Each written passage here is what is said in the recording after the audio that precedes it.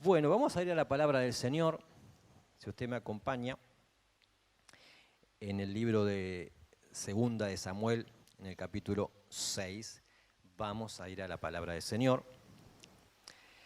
Quiero contar una historia que me llamó mucho la atención y me parece que es oportuna para este mensaje. Cuenta una historia, una anécdota, que hubo una demolición en una casa antigua y empezaron a sacarse todas las cosas que tendrían cierto valor para poder rematarlas. Era muy antigua la casa, así que había muchas cosas antiguas, obviamente, que tenían su valor y las fueron trayendo al rematador. Dentro de todas esas cosas que encontraron un violín muy viejito, sucio, lleno de tierra, las cuerdas muy flojitas. Entonces allí estaba el rematador mirando y se sorprendió, le dio poco importancia, le pareció que era algo que no se podía rematar, a tal punto que después de haber rematado varios objetos, toma el violín y dice: mira, también hay esto, pero bueno, no sé, un violín que está en desuso, está viejo, está sucio, no sé, ¿cuántos dan 100 pesos por este? Y nadie levantaba la mano. 100 pesitos, nadie levantaba la mano. Y por allá uno dice: bueno, ¿qué voy a hacer? Lo meteré allá en mi casa, a ver qué haré con eso. Bueno, 100 pesos a la una, yo como el remate, 100 pesos a las dos, y por allá dice: bueno, yo quiero poner 150 pesos. A ver, bueno, 150 pesos entonces a la una, a la dos, y por allá atrás se levanta una persona canosa y sorprende a todos porque se levanta, viene caminando por el medio, por todos lados, y se acerca al violín. El subastador está observando la escena y está sorprendido.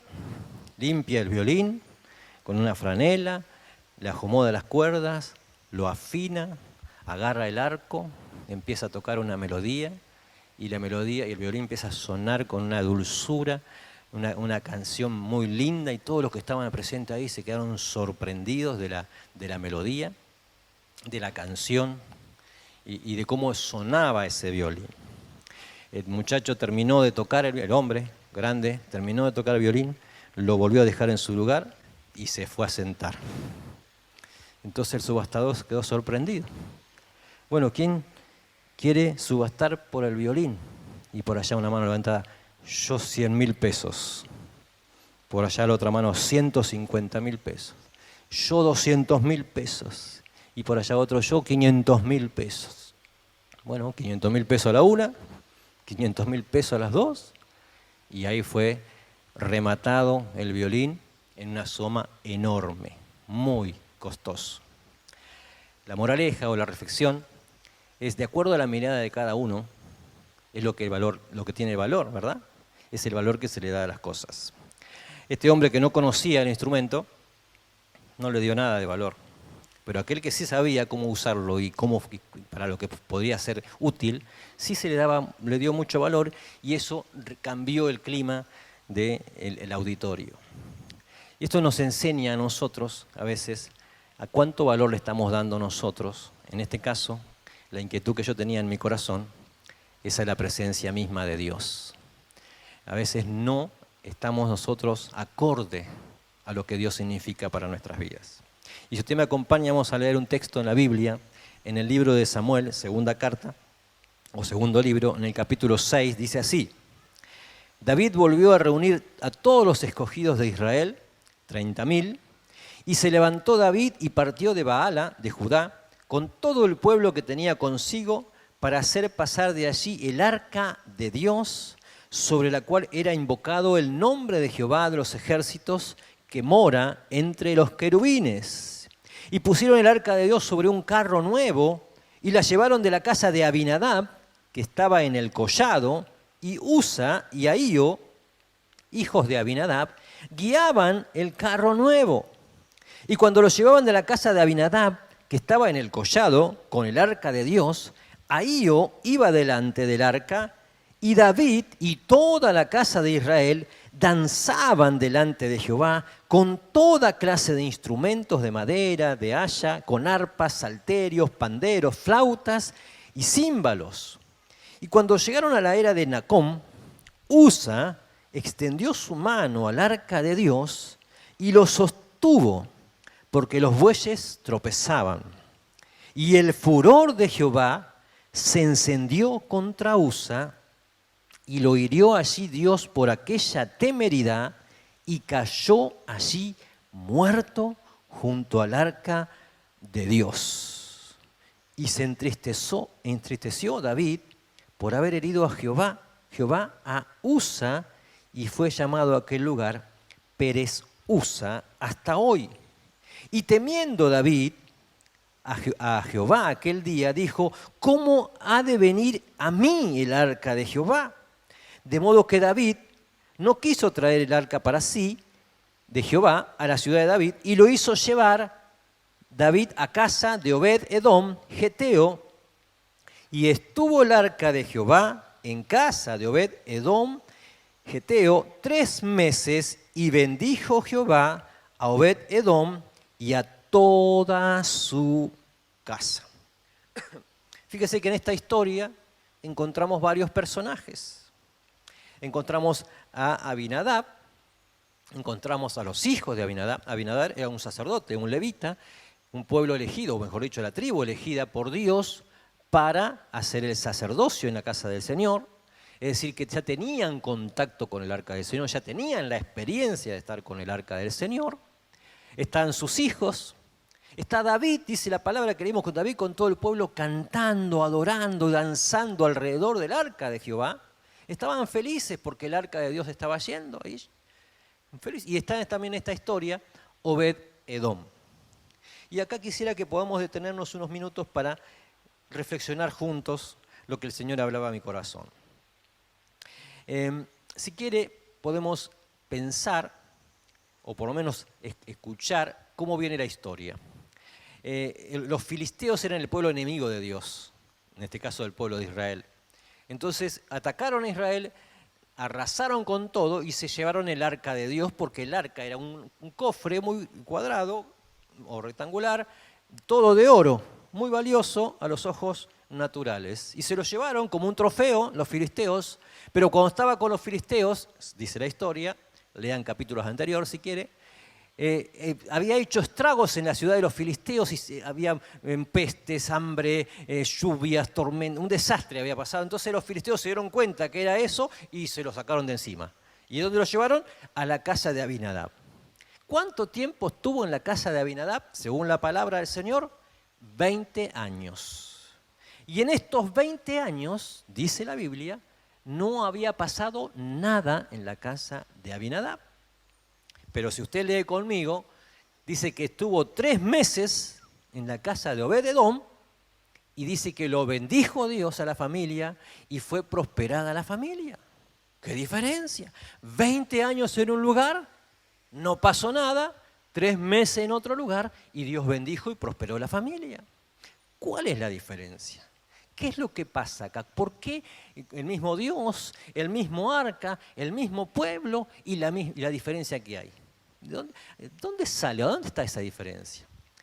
Mientras meditaba en esto, yo pensaba que hay un peligro que tenemos todos, que yo le puse como primer punto, si usted anota, peligro de la familiaridad. ¿Qué es la familiaridad? Justamente el concepto de familiaridad viene de familia, en el sentido que vemos continuamente las mismas cosas, hablamos continuamente y se nos hace común muchos detalles y por lo tanto dejamos de percibirlos como importantes. Es decir, el concepto de familiaridad significa, o podemos relacionarlo con acostumbrarse a algo, de modo que ya no percibo su importancia. Acostumbrarnos a algo, digamos de alguna manera, familiarizarnos con eso. ¿Qué me puede decir esta historia a mí?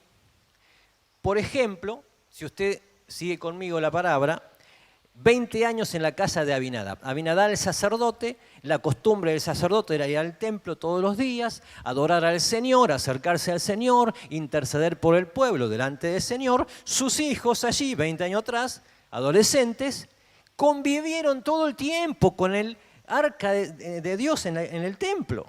Es decir, estaban familiarizados con el arca. Para ellos, el arca tal vez puede haber sido un mueble más del lugar. Puede haber sido un símbolo religioso importante para el pueblo, pero un símbolo religioso. Es decir, se habían acostumbrado tanto a tener el arca delante de ellos que no le dieron el valor que le correspondía al arca. Porque el arca representa la presencia de Dios, ni más ni menos. Ahora, David sabía que el arca era importante y que el arca representaba la presencia de Dios. Por eso él estaba gozoso y estaba cantando y él anhelaba llevárselo al lugar de residencia, a Jerusalén, a la capital del pueblo de Dios, a donde Dios tenía que estar. Entonces había una diferencia enorme en Abinadab y sus hijos y en David. Él sabía de la importancia que tenía el arca y él había dado un gran valor al arca, no así los hijos. Entonces perdieron el temor al arca, perdieron el temor a la presencia del Señor, no fueron reverentes a la presencia del Señor y acá encontramos la historia. Caminando juntos se cae el arca y agarra a Usa, lo detiene como si fuese un mueble más, sin tener el reparo necesario que tenía que tener un sacerdote, y toca el arca y ahí Dios viene con una consumición. Entonces a mí me dio un poco de temor esto. Porque justamente muchos hijos de Dios que conocen a Dios, que saben que Dios existe, que saben que Dios hace cosas maravillosas, tal vez no le damos el valor realmente que tiene o se merece Dios. Y nos acostumbramos y nos familiarizamos con Dios. Entonces uno viene a la iglesia, viene al culto, ora, oramos paraditos, oramos sentaditos, sin la reverencia necesaria, o decimos 4 palabras, o nos cargamos uno con otro, y no le estamos dando realmente el lugar y la importancia o el valor que tiene Dios y la presencia de Dios en la vida de un hijo de Dios. Entonces pueden suceder muchas cosas, y acá anoté algunas de estas. La familiaridad produce en muchos de nosotros que perdamos la noción del valor de la presencia de Dios. Que sea lo mismo que Dios esté o no esté. Nos acostumbramos tanto a vivir una vida religiosa que no nos da lo mismo que esté o no esté Dios y nos da lo mismo saber si Dios está o no está. Entonces llegamos a la iglesia o llegamos al culto y hacemos nuestra vida común y rutinaria y nos sentamos y nos acomodamos y charlamos con uno con el otro y hacemos lo que tenemos que hacer. Y Dios quedó a un costadito. Ahora viene el culto, ahora viene la adoración, ahora levantamos la mano, ahora pasamos las manos, ahora cantamos, ahora ofrendamos. Y a Dios lo dejamos a un costadito. No le damos la reverencia que significa o que tiene Dios. Es decir, perdemos la noción del valor que tiene la presencia de Dios y de lo que Dios significa realmente para nosotros. ¿Alguna vez te pusiste a pensar, a tomar conciencia de la presencia de Dios en tu vida? De lo que significa que Dios está al lado tuyo, acompañándote, siguiéndote, que la promesa de Él es que va a estar contigo hasta los últimos días tuyos y no te va a abandonar. ¿Tomaste conciencia de que Dios está acompañando de acá para allá? Cuando actúas, cuando caminás, cuando hablas, cuando te relacionás con otro. ¿Estás tomando conciencia que Dios está allí con vos? A veces no nos damos cuenta que está ahí Dios. Y nos juntamos con la gente que no tenemos que juntarnos, hablamos cosas que por ahí pensamos que Dios no nos escucha, o decimos cosas o hacemos cosas que ni nos imaginamos que puede estar Dios al lado nuestro. No estamos reconociendo y valorando la presencia de Dios en la vida de todos nosotros como hijos, como sus hijos. Entonces la familiaridad nos juega una mala pasada. ¿Y por qué familiaridad? Viene de la familia. Fíjese, dígame usted, en su casa, en su hogar. Primero todos anhelamos formar una familia. Y cuando logramos formar la familia, está el esposo con la esposa y vienen los hijos, la costumbre de tantos días juntos y tantas horas juntos nos hace empezar a pensar y a rozarnos con el otro. Y es más, hasta cuestionar al otro y hasta enojarnos. Y a veces hasta pensar, ojalá que no esté el otro. Uy, ¿para qué está este? Uy, ahora viene fulanito. Uy, no, que ahora va a un desastre. Y entonces la familiaridad produce en nosotros un desgaste tan, y hasta nos hace vivir una vida tan desgastada que anhelamos que el otro no esté. Y cuando el otro no está, ¿qué pasa? Cuando el esposo se va, o cuando la esposa no está, o cuando los hijos desaparecen, ahí empezamos a darle valor. Ahí es cuando reconocemos la necesidad que tenía el otro. Pero cuando estaba, era tan familiar la cosa que no le damos la importancia que tenía o que se merecía. Lo mismo pasa en la presencia del Señor. Estamos acostumbrados a que Dios tiene que hacernos y darnos cosas y bendecirnos siempre, que no valoramos su presencia en nosotros. Entonces, la familiaridad produce justamente perder la noción del valor, pero también la familiaridad produce incredulidad, porque nos acostumbramos tanto a Dios que empezamos a dudar de Dios. Fíjese la historia en el libro de Mateo o en los evangelios. Jesús, el único lugar que Jesús no pudo hacer milagros, ¿dónde fue? En Nazaret, donde él nació, donde estaba la familia, donde la gente lo conocía de chiquito. Él nació acá, era hijo del carpintero, después fue carpintero. Entonces, no, este no va a hacer milagros. Y mira, estaba tan familiarizado el pueblo de Nazaret con Jesús que la incredulidad los invadió. Y la palabra dice, no pudo hacer milagro por su incredulidad. Entonces, ignorar y no darle valor a la presencia de Dios en nosotros nos amplía o nos llena de incredulidad.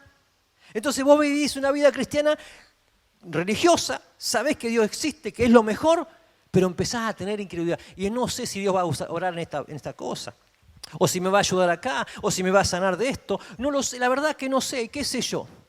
Justamente nos llenamos de incredulidad porque no estamos dándole valor a la presencia de Dios que está al lado nuestro. Y si la presencia de Dios está en un hijo de Dios, porque la palabra nos enseña, donde está el Espíritu de Dios, hay libertad, hay vida, hay gozo, hay paz, hay bendición. Ahora, si esto no ocurre en nuestra vida, si nos llenamos de incredulidad, revisemos qué valor le estamos dando a la presencia de Dios. ¿Qué valor le estamos dando? Otra de las cosas que produce la incredulidad es la pérdida, la familiaridad es la pérdida de alegría. Uno ya no vive con gozo como antes. Uno llegó al Señor, Dios tocó nuestra vida y contentos. Y una canción, una palabra vino a nuestro corazón y nos tocó tan fuerte. ¡Ay, qué bueno el Señor! Ahí estuvo. Y nos llenamos de gozo y alegría y saltamos y cantamos. Mirá lo que está al lado tuyo ahora, a ver. Mirá lo que está al lado tuyo, mirá. No te asustes, ¿eh? Pregunta, ¿y la sonrisa dónde está? ¿Y la alegría dónde la dejaste? ¿No te pasa? Vivís una semana amargada. Que no se te cruce nadie porque ahí no sé. Y si pasó el perrito, la ligó el perrito también. Una semana amargada, con cara triste. Y la alegría y el gozo que el Señor tiene para nosotros, para sus hijos, ¿dónde quedó? No, quedó en la iglesia el otro día, ya, cuando fui. ¿A dónde quedó? Cuando no valoramos la presencia de Dios en nosotros y al lado nuestro y en nosotros, perdemos la alegría de vivir, el gozo de la salvación, lo que el Señor hace en nosotros, la pasión por seguir caminando. Pueden venir a 1000 a mi diestra y 10.000 a mi diestra, pero a mí no me van a tocar. O sea, ¿dónde está el gozo? ¿Dónde está la alegría? ¿Dónde lo dejamos? ¿Será porque no le estamos dando el valor que corresponde a la presencia de Dios en nosotros? ¿A dónde está Dios? ¿Dónde lo dejaste? Lo que produce también la familiaridad es ingratitud. Ingratitud. Todo el día fijándonos en las cosas que todavía no alcanzamos. Pero no tengo esto. Pero me falta aquello. Y me falta el otro. ¿Conocés a una persona así? Quejándose todo el tiempo porque no, las cosas que no tienen. Y no darle valor a lo que sí tenemos. No ser agradecido por lo que sí ya hemos recibido y alcanzado. Gracias, Señor, por la salud. Gracias, Señor, por tu presencia. Gracias, Señor, por la salvación. Gracias, Señor, porque si tu hijo no hubiera ido a la cruz, no sé qué sería de mí. Gratitud por el trabajo que tenés, aunque sea ese, sí. Gracias. Gracias porque tengo lugar donde vivir. Gracias. Todo el tiempo quejándonos por lo que no hemos alcanzado, por lo que Dios todavía no me trajo y no me dio. Eso es ingratitud. Y la ingratitud viene porque no reconocemos o no valoramos la presencia de Dios en nosotros. Entonces estamos familiarizados con la presencia de Dios, como Usa, como Ahío, los hijos de Abinadab. Sabían que que era el arca de Dios, pero no sabían el valor que tenía Dios hasta que lo vivieron en carne propia. Usa cayó fulminado, muerto. La familiaridad le produjo muerte. La familiaridad produce muerte espiritual en más de uno de nosotros. Entonces vivimos una vida chata, opaca, sin espiritualidad. Todo lo naturalizamos, todo lo racionalizamos. Lo dejamos a Dios a un costado de nuestra vida. Y sabemos que Dios está, y creemos que Dios está, pero lo dejamos a un costado porque nos hemos familiarizado tanto que hemos perdido no solo el respeto, sino la reverencia y el temor al Señor. No lo hemos dado el lugar que le corresponde. Tengamos cuidado en esto, hermanos.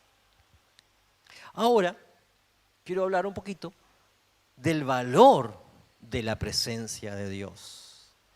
¿Qué es lo que yo anhelo? ¿Qué es lo que yo quiero para mi vida, para mi familia, para la iglesia del Señor?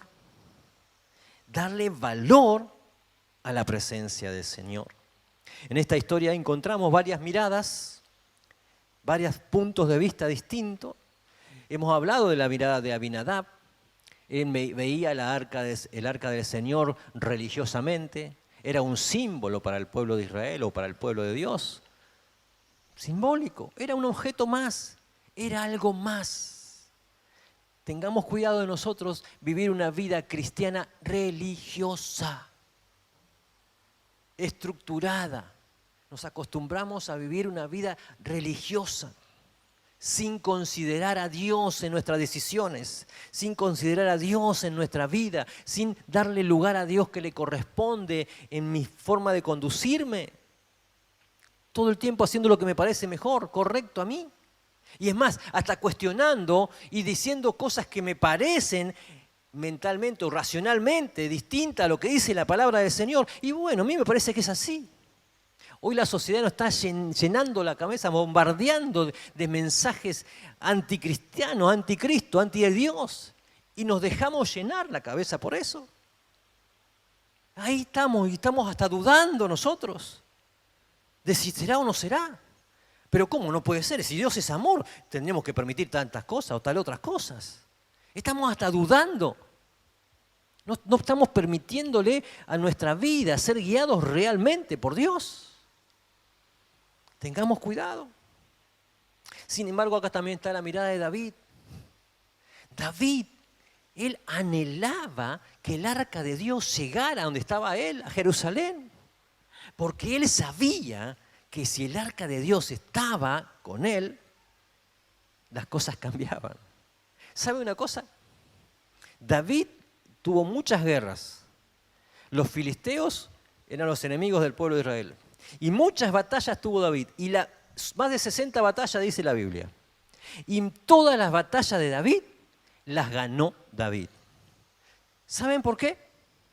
No era porque David tenía una grande espada. No era porque David tenía un ejército enorme. No era porque David era el que cantaba más lindo. Era porque los enemigos sabían que la presencia de Dios acompañaba a David. Y donde David iba, la presencia de Dios iba. No le temían a David, le temían a Dios que acompañaba a David. Eso es darle valor a la presencia de Dios. La gente veía a David y sabía que Dios estaba ahí. Cuando la gente te ve a vos, ¿qué está viendo en vos? ¿Ve la presencia de Dios en tu vida? ¿O qué es lo que ve en vos? ¿Qué está viendo en tu vida? ¿Qué está viendo en tu hogar? ¿Qué está viendo en tu familia? En tus decisiones, ¿qué es lo que está viendo la gente? David la tenía claro, muy claro. Por eso David terminó como terminó. Obed-Edom, otro personaje de esta historia. 3 meses necesitó para ser prosperado y bendecido. ¿Cuál era la diferencia? Obed-Edom honró la presencia de Dios, se sintió privilegiado porque el arca de Dios estaba en su casa y cada vez que veía el arca le daba gloria y honra a Dios. Y Dios vio a Obed-Edom y su casa. Entonces bendijo la casa, prosperó la casa. Eso es darle gloria a Dios, eso es darle valor a la presencia de Dios. ¿Qué valor le estamos dando a la presencia de Dios? Nosotros. Ni Saúl ni Samuel tuvieron tantas victorias como David. Por eso David pudo decir en uno de sus salmos, por favor, Señor, no quites de mí tu Santo Espíritu. Él sabía lo que significaba el Espíritu Santo en su vida, la presencia de Dios en su vida. Él sabía claramente. Eso es darle valor a la presencia de Dios. Y vos cuando caminás, y vos cuando te levantás, ¿qué lugar ocupa Dios y el Espíritu Santo en tu vida? ¿A dónde lo dejás cuando salís? ¿Dónde queda? ¿Qué lugar le estamos dando al Espíritu Santo? Moisés, en el libro de Éxodo, vamos a encontrar ahí algo interesante. Éxodo 19:9 dice así. Entonces Jehová dijo a Moisés, he aquí yo vengo a ti en una nube espesa para que el pueblo oiga mientras yo hablo contigo y también para que te crean para siempre. Usted conoce a Moisés y la historia, ¿verdad? Es muy conocida. Moisés fue el instrumento que Dios usó para sacar al pueblo de la esclavitud.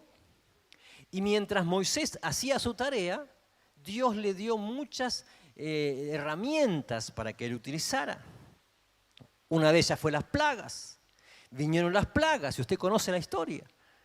Y el faraón y todo el pueblo de Egipto vio las plagas. Después salieron salieron con todo el oro que le había dado el faraón, llenos de oro y de riquezas, y caminaron allí y acompañaron a Moisés. Llegaron hasta el mar Rojo, ahí estaba, y el mar se abrió en 2. Y usted conoce la historia. Ahora, ni las plagas, ni el oro que pudieron rescatar, ni siquiera cuando se abrió el Mar Rojo fueron los que el pueblo siguió, sino lo que el pueblo siguió fue la presencia de Dios sobre la vida de Moisés. Dios estaba con Moisés, una nube lo acompañaba cuando hacía frío, la columna de fuego lo acompañaba, era la presencia misma de Dios que iba delante de Moisés y el pueblo reconocía y se daba cuenta de eso. Entonces no eran los milagros que hacía, sino era la presencia de Dios en la vida de Moisés lo que valió eso. La presencia de Dios es todo. Eso es darle valor a la presencia de Dios. Eliseo, discípulo de Elías, mientras acompañaba a Elías, cuenta la historia que los profetas de alrededor de la escuela de profetas se reían de Eliseo. ¿Y quién es? ¿Quién lo conoce? ¿A dónde salió? ¿Qué hace acá? No tiene nada que ver con nosotros. Nadie le daba 2 pesos. Pero fíjate lo que dice la Biblia, Segunda de Reyes 2:15.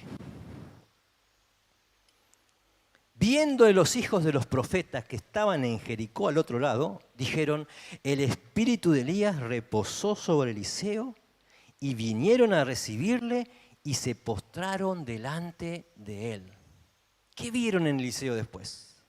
La presencia de Dios vino sobre Eliseo cuando Elías se fue y eso lo vieron los discípulos de los profetas y eso vieron y se acercaron y se postraron delante de él. ¿Qué significa eso? Eso es darle valor a la presencia de Dios.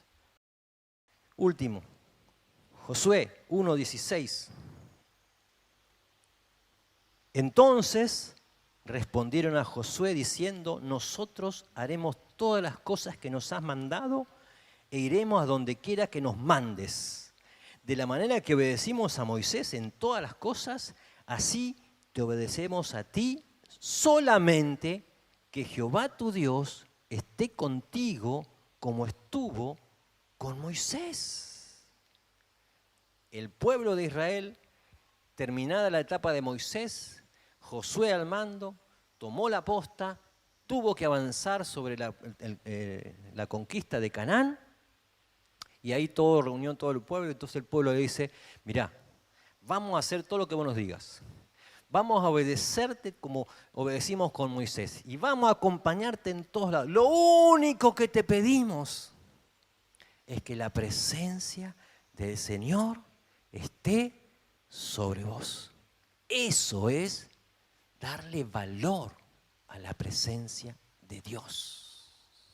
Eso es darle valor a la presencia de Dios. Termino con esto. En un momento determinado, Moisés, en una charla con Dios muy profunda, Moisés se había cansado, estaba agotado, ya no quería saber más nada. Le dice al pueblo: esta gente de dura cerviz, nosotros lo traducimos cabeza dura, no quiero saber más nada. No, pero yo voy a ir con vos, le dice Dios, y hay una charla. Entonces Moisés dice: mirá, yo si vos no venís conmigo, no hago nada. Él lo dice con otras palabras: si tu presencia no ha de venir conmigo, yo me quedo. Eso es darle valor a la presencia de Dios. Volviendo a la historia, encontramos los personajes distintos: Abinadab y sus hijos, religiosos, acostumbrados, familiarizados, sin temor, sin reverencia. David, consagrado, reconocía y valoraba la presencia del Señor. Obed-Edom cayó ahí de rebote en la historia, pero honró y se sintió privilegiado por la presencia de Dios. Y usted conoce los resultados del uno y del otro. ¿En qué lugar quiere estar usted? ¿Qué mirada quiere tener? ¿Cuánto valor le está dando usted a la presencia del Señor?